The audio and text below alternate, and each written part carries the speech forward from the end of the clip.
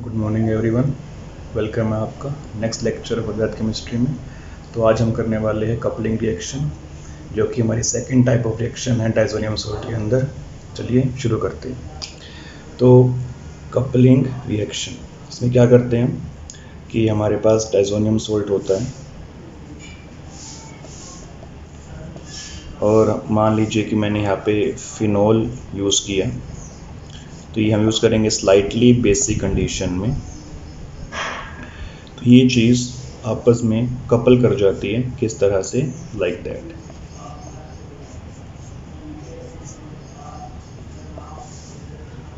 तो यहाँ पे हमारे पास बनती है एक डाई, इसे हम कहते हैं ऑरेंज डाई, यानी कि इस कंपाउंड का कलर शार्प ऑरेंज होता है।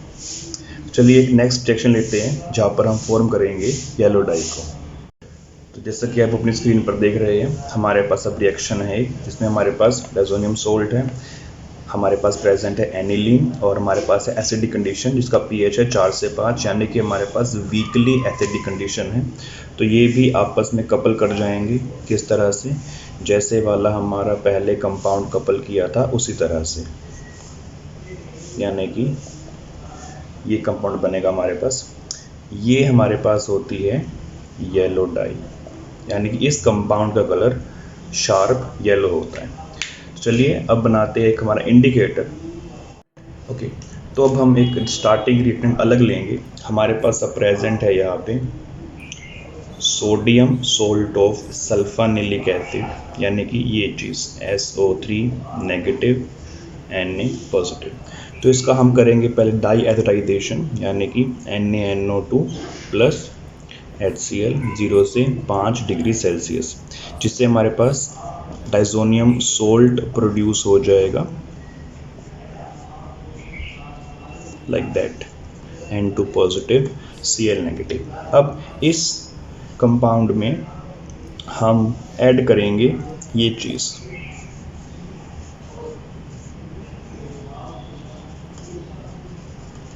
इसको हम नाम देते हैं NN dimethyl aniline. Because N पे मिथाइल है, तो NN डाईमिथाइल एनिलीन। अब ये आपस में कपल करेंगे और हमारे पास बनेगा ये कंपाउंड। ध्यान दे,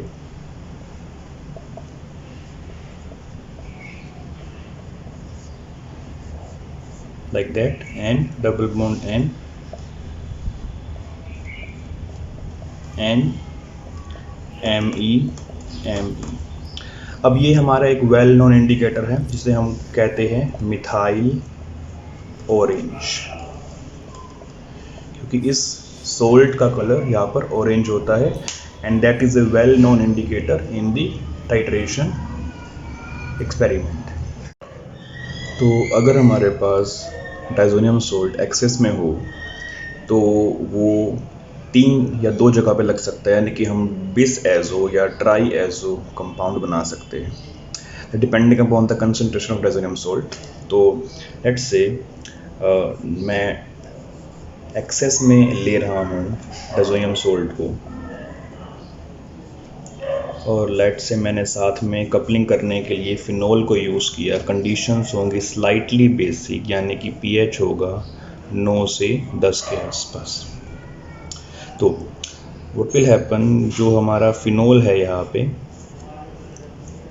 उसके पैरा पोजीशन पे हमारा डाइज़ोनियम कंपाउंड लग जाएगा, या पीएच का मतलब है बेंजीन रिंग। अब क्योंकि ये एक्सेस में था तो और 2 जगह पर भी लग सकता है, यानी कि ऑर्थो, पैरा एंड ऑर्थो, क्योंकि ये कंपाउंड इलेक्ट्रॉन डोनेटिंग है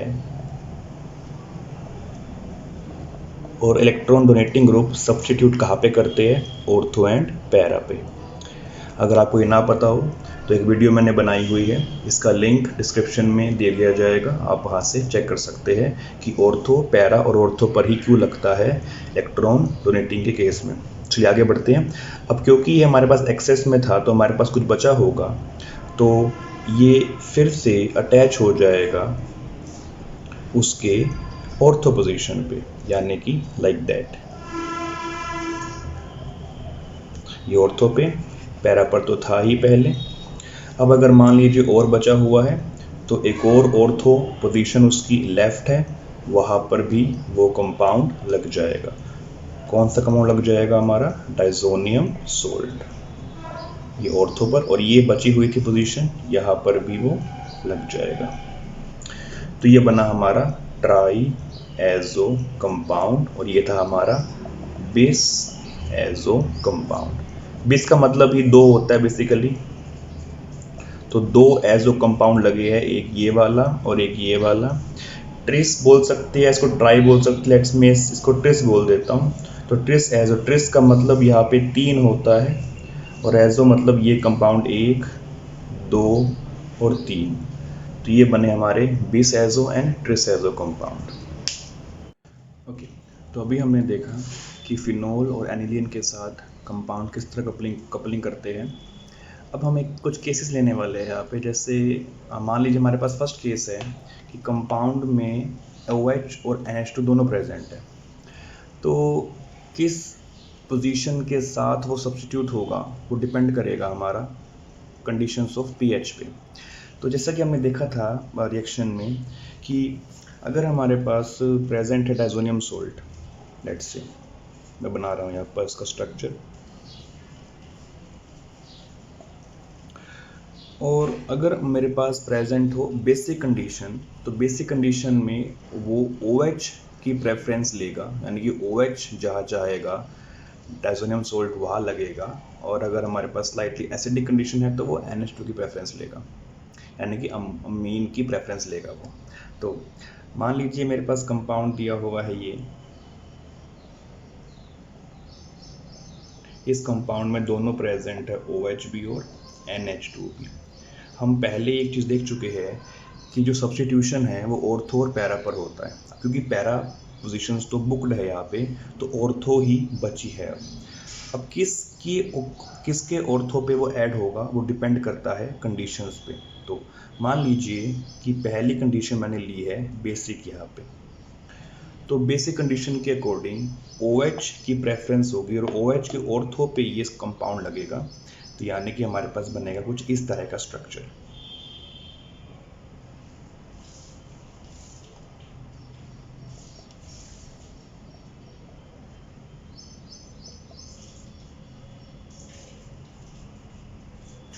ये चीज़। अब अगर मान लीजिए कंडीशंस मेरे पास स्लाइटली एसिडिक आ जाती है, तो वो किसकी प्रेफरेंस लेगा? अमीन की, यानी कि वो अमीन के ऑर्थो पे लगेगा। तो मेरे पास जो कंपाउंड बनेगा वो ये होगा।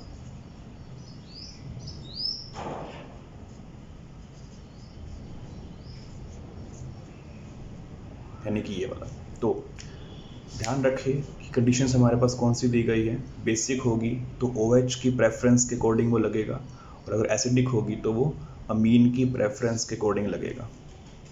चलिए एक और केस देखते हैं जहाँ पर हमारे पास पैरा पोजीशन सब्स्टिट्यूटेड है किसी इलेक्ट्रॉन विड्रॉइंग ग्रुप के साथ, तब उसमें क्या होगा। ओके, तो जैसे कि आप अपनी स्क्रीन पर देख पा रहे हैं, हमारे पास केस 2 दिया है यहाँ पे। इस केस 2 में हमसे कहा गया कि कंपाउंड कंटेन्स COOH और SO3H at the para position. तो जब मैं उस पर अब डाइजोनियम सोल्ट के साथ रिएक्शन करूँगा तो क्या होगा, चलिए देखते हैं। तो ये है मेरे पास कंपाउंड, मान लीजिए OH है मेरे पास और यहाँ प्रेजेंट है SO3H, और मैंने इसमें ऐड कर दिया diazonium salt, N2 positive Cl negative. Conditions हमारे पास स्लाइटली बेसिक रहने वाली है, यानी कि 9 से 10 का pH। तो क्या होगा कि या तो ये कंपाउंड लगेगा पैरा पे या ऑर्थो पे या पैरा पे। तो पैरा पे तो लगा हुआ SO3H। अब क्योंकि ये ग्रुप इलेक्ट्रॉन विड्रॉइंग है तो इसकी टेंडेंसी है यहाँ से बाहर निकलने की, so that can be acting as a leaving group here.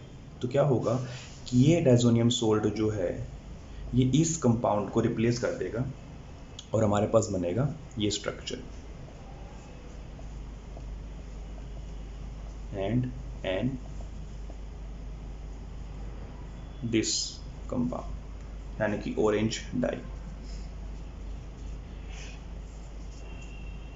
तो इस तरह के सब्स्टिट्यूशन को हम बोलते हैं इप्सो सब्स्टिट्यूशन। इप्सो सब्स्टिट्यूशन में कोई इलेक्ट्रोफाइल जो इनकमिंग है वो इलेक्ट्रॉन विड्रॉइंग ग्रुप को रिप्लेस कर देता है। इस केस में वो ग्रुप कौन सा है हमारे पास? कार्बोक्सिलिक एसिड और sulphonic acid. So coupling can also occur in the naphthol compound also. हमारे पास नेप्थोल दो तरह के होते हैं। अगर मैं उसका स्ट्रक्चर ड्रॉ करूँ पहले, तो ये इसे हम बोलते हैं 2 नेप्थोल, या फिर इसको हम बीटा नेप्थोल भी कह सकते हैं। इसी के साथ हमारे पास बन सकता है एक ऐसा स्ट्रक्चर भी जिसे हम 1 नेप्थोल कहते हैं, या फिर इसे हम अल्फा नेप्थोल भी कह सकते हैं। तो जो डायज़ोनियम सोल्ट हमारा होगा वो कपल करेगा 2 नेप्थोल की इस पोजीशन पे और 1 नेप्थोल की इस पोजीशन पे। तो चलिए इसकी कपलिंग भी देखते हैं एक बार। तो पहले हम कपलिंग करेंगे विद 1 नेप्थोल। ओके, तो ये है मेरे पास diazonium salt as we all know, और यहाँ पर प्रेजेंट है 1 naphthol. This will also occur in slightly basic condition, जिसका pH हमारा 9 से 10 के बीच होगा। तो क्योंकि कपलिंग साइट हमारे पास ये होगी, तो जो डायज़ोनियम सोल्ट है वो इसी जगह पर अटैच हो जाएगा। So OH and there will be our diazonium salt compound. तो ये बना हमारा 1 नेप्थोल के साथ सब्स्टिट्यूशन। अब देखते हैं 2 नेप्थोल पे कैसे अटैच होता है ये। तो चलिए अब देखते हैं 2 नेप्थोल से किस तरह कंबाइन होता है। तो ये हमारा डायज़ोनियम सोल्ट है यहाँ पे, इसमें हम ऐड करेंगे 2 नेप्थोल। तो ये है हमारा 2 नेप्थोल। कंडीशंस वही रहेंगी, स्लाइटली बेसिक्स, 9 से 10 का हमारा pH होगा। तो इस पोजीशन पर हमारा डायज़ोनियम कंपाउंड अटैच होगा। तो let me draw structure. Okay, तो यहाँ पर हमारा कंपाउंड जुड़ गया। इसका कलर भी ऑरेंज होता है। तो जहाँ जहाँ हमारे पास डायज़ोनियम कंपाउंड के साथ कपलिंग करने पे कलर आता है, तो वो हमारे पास एक तरह का टेस्ट बन सकता है, जिसे हम कह सकते हैं एज़ोडाई टेस्ट। और एज़ोडाई टेस्ट हम करते हैं एरोमेटिक अमीन्स के लिए। ये हमने पहले भी पढ़ा था जब हमने केमिकल टेस्ट की एक वीडियो बनाई थी। अगर आपको वीडियो देखनी है तो मैं इसका लिंक भी डिस्क्रिप्शन में डाल देता हूँ। you will get very help with that in the board exams as well as in the NEET and IIT exams। चलिए अब देखते हैं कि इसका मैकेनिज्म क्या होता है कपलिंग का। ओके, चलिए अब हम बात करते हैं सला कपलिंग के मैकेनिज्म के बारे में। तो कपलिंग का मैकेनिज्म करने से पहले हमें ये समझना है कि जो डायज़ोनियम सोल्ट है हमारे पास, उसमें जो हमारे पास नाइट्रोजन प्रेजेंट है, उसके कंट्रीब्यूटिंग स्ट्रक्चर्स कौन कौन से हो सकते हैं जो इलेक्ट्रोफाइल का काम कर सकते हैं। चलिए देखते हैं। तो pH यानी कि हम बेंजीन से दिखा रहे हैं, तो ये है मेरे पास डायज़ोनियम सोल्ट। इसका एक और कंट्रीब्यूटिंग स्ट्रक्चर हो सकता है जो कि ये वाला है, यानी कि ये इलेक्ट्रॉन पेयर अगर हमारा यहाँ पर आ जाता है तो क्या होगा, तो हमारे पास बन जाता है ये स्ट्रक्चर इस तरह का। इसे मैं स्ट्रक्चर 1 कह देता हूँ, इसे मैं स्ट्रक्चर 2 कह देता हूँ। और आपने अगर नोटिस किया हो तो कपलिंग में हम इस स्ट्रक्चर का यूज़ ज़्यादा करते हैं। So that is the most contributing structure.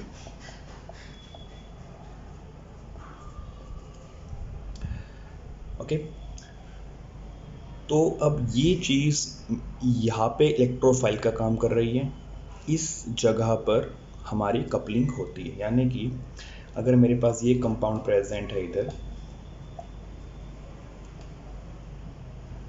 तो जो दूसरा बेंजीन होगा इस तरह का, वो इसके साथ इस जगह पे अटैच होगा। ठीक, मान लीजिए हमारे पास कोई ग्रुप G प्रेजेंट है, और ध्यान दें कि बेंजीन पे H भी होता है, तो H यहाँ पर रहेगा। तो जब ये इधर जुड़ेगा हमारे सामने, तो हमारे पास बनेगा कुछ इस तरह का स्ट्रक्चर। तो G प्रेजेंट है।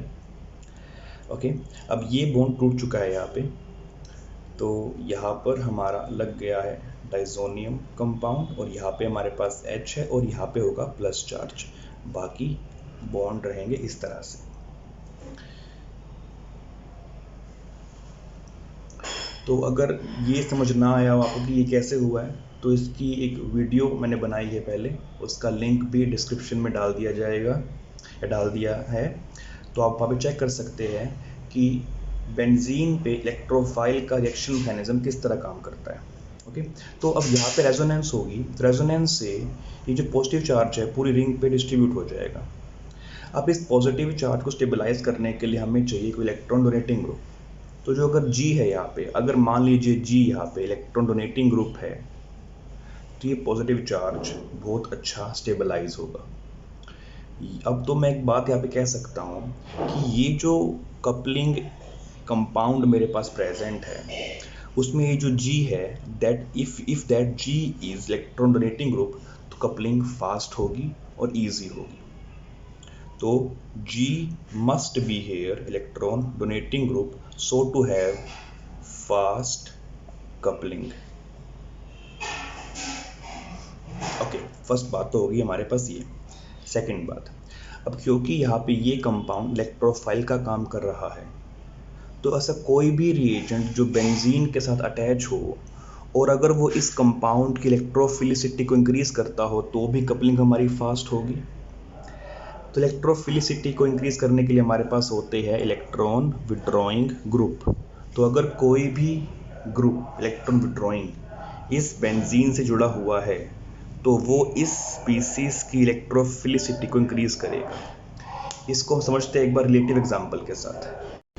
ओके, तो जैसा कि आप अपनी स्क्रीन पर देख पा रहे हैं, मैंने यहाँ पे 3 स्ट्रक्चर ड्रॉ किए डाइजोनियम सोल्ट की, जिसमें से एक हमारे पास है नाइट्रो कंपाउंड, एक हमारा नॉर्मल डाइजोनियम सोल्ट है और एक हमारे पास है मिथॉक्सी कंपाउंड। ओके, तो नाइट्रो कंपाउंड विड्रॉइंग ग्रुप होता है तो इलेक्ट्रॉन विड्रॉ करेगा, मिथॉक्सी कंपाउंड डोनेटिंग होता है तो इलेक्ट्रॉन डोनेट करेगा। अब क्योंकि हम ये बात देख चुके हैं कि ये चीज़ इलेक्ट्रोफाइल का काम करती है, तो विड्रॉइंग ग्रुप जो होते हैं वो इलेक्ट्रोफिलिसिटी को इंक्रीज करते हैं। तो विड्रॉइंग ग्रुप जो है इस कंपाउंड की कपलिंग की रिएक्शन को फास्ट कर देगा, और डोनेटिंग ग्रुप जो होते हैं इलेक्ट्रॉन डोनेटिंग ग्रुप जो होते हैं वो इलेक्ट्रोफिलिसिटी को डिक्रीज कर देते हैं, यानी कि ये कंपाउंड इसकी रिएक्शन को स्लो कर देगा। तो अगर मैं यहाँ पे ऑर्डर देखता हूँ रिएक्शन का, तो वो बनता है ये वाला। Let me call the structure 1, let me call that structure 2।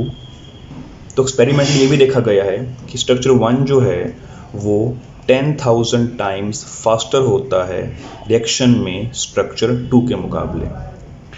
क्योंकि ये विड्रॉइंग है, तो विड्रॉइंग ग्रुप, मैं दोबारा बोल रहा हूँ, विड्रॉइंग ग्रुप इलेक्ट्रोफिलिसिटी को इंक्रीज करते हैं, डोनेटिंग ग्रुप उस फिलिसिटी को डिक्रीज कर देते हैं, इसलिए इसकी रिएक्शन फास्ट होगी इसके मुकाबले। तो चलिए अब हम इसकी समरी कर लेते हैं कि अभी तक जो हमने सीखा वो क्या क्या था।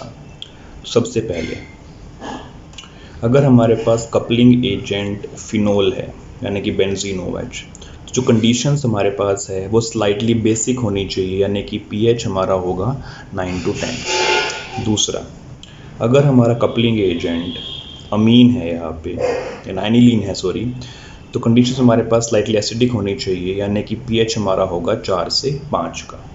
तीसरा, डाइजोनियम सोल्ट के साथ अगर रिएक्शन हमें फास्ट करनी है तो डाइजोनियम सोल्ट में हमें कोई कंपाउंड E लगाना पड़ेगा, और वो कंपाउंड E जो है इलेक्ट्रॉन विड्रॉइंग ग्रुप होना चाहिए। चौथा, कपलिंग एजेंट, यानी कि मैं इनकी बात अब करने वाला हूँ, तो कपलिंग एजेंट में जो ग्रुप लगा होगा, मैं इस ग्रुप की बात कर रहा हूँ, that group G should be electron donating in nature. और पांचवा, अगर कपलिंग एजेंट के साथ कोई ग्रुप लगा हुआ है, मान लीजिए X, तो जो डाइजोनियम सोल्ट है वो इस X को रिप्लेस करेगा, बट ये X जो है इलेक्ट्रॉन विड्रॉइंग होना चाहिए, तभी डाइजोनियम सोल्ट इस X को रिप्लेस कर पाएगा, अदरवाइज नहीं कर पाएगा। तो ये थी समरी जो अभी तक हमने सीखा और समझा। आई होप आपको ये समझ में आया होगा। अगर समझ में आया है तो वीडियो को लाइक, शेयर एंड सब्सक्राइब ज़रूर करें ताकि हम ऐसी वीडियोस और बनाते रहें।